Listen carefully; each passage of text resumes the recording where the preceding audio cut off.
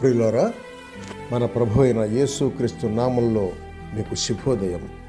ఆయనను గూర్చి అనుదిన ఆత్మీయ ఆహారం, ఫిబ్రవరి 25 బుధవారం.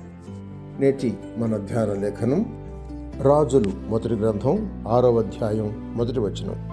ఇశ్రాయేలీయులు ఐగుప్తు దేశములో నుండి బయలుదేరి వచ్చిన 408వ సంవత్సరమందు, అనగా సొలొమోను ఇశ్రాయేలును ఏలిన 4వ సంవత్సరమందు, జీప్ అను 2వ మాసమున అతడు యెహోవా మందిరమును కట్టింపను ఆరంభించారు.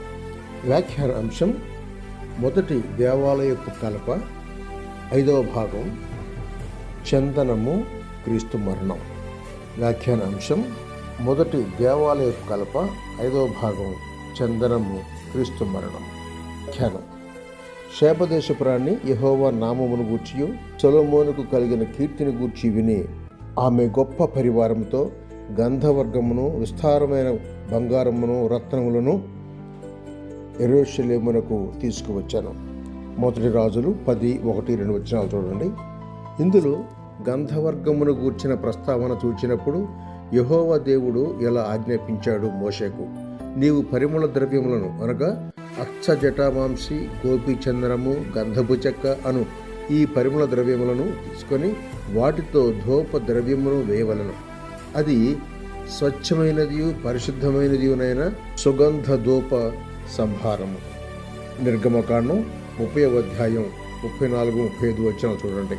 సొలొమోను రాజు జ్ఞానాన్ని తగినట్లుగా శేబదేశపురాన్ని, దేవుని ఆలయానికి గంధవర్గాన్ని విస్తారంగా తెచ్చింది. ఇది క్రీస్తు విశ్వాసి దేవుని ప్రార్థనా ధూపంలో ఆయనకు ఇంపైన సువాసనగా తన ప్రార్థన సుగంధ పరిమళమై ఉండాలని గుర్తు చేస్తుంది. మానవ పాప పరిహారార్థం సిలువలో చనిపోయి పాతిపెట్టబడిన ప్రభు అయిన యేసుకు స్త్రీలు సిద్ధపరిచిన సుగంధ ద్రవ్యముల పాత్ర ప్రశంసనీయం. చూడండి, లూకా సువార్త 24వ అధ్యాయం 1వ వచనం. సొలొమోను రాజు తూరు రాజైన హీరాము రాజు పంపిన చందన మ్రాణులను, ఎర్ర నూలును ఉపయోగించినట్లుగా దినవృత్తాంతంలో 2వ గ్రంథం 2వ అధ్యాయం 9-14 వచనాల్లో చదువుతున్నాం.